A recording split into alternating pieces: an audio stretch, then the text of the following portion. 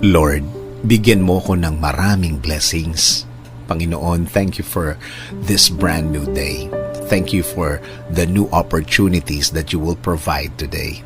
Salamat sa bagong pagkakataon na ibinigay nyo sa araw na ito at sa lahat ng blessings nyo na parating ngayong araw.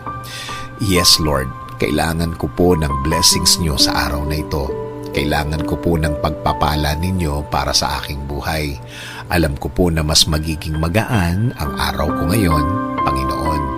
Bigyan niyo din po ako ng blessings of protection. Protektahan niyo po ako sa mga taong may mga balak na masama sa akin.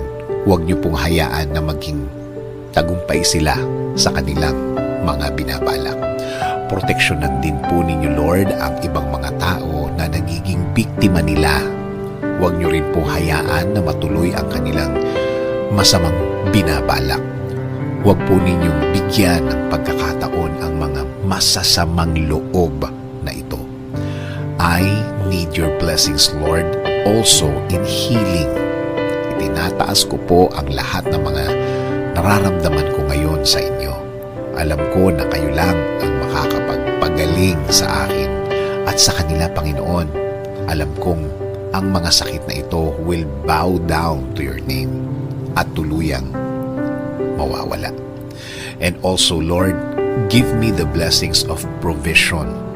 I-provide niyo po, Lord, ang lahat ng aking mga pangangailangan.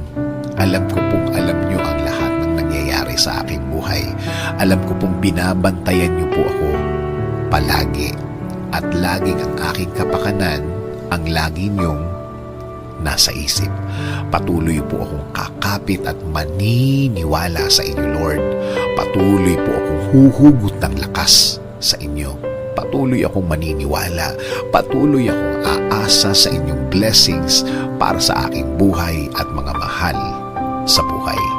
Alagaan niyo din po ang aming bayan. Alisin niyo po ang lahat ng mabibigat na problema sa aking bayan. Patuloy niyo pong bigyan ng blessings ang aming bansa. Huwag niyo po sanang hayaan na maging maraming problema na naman ang mga Pilipino sa taong ito, Panginoon.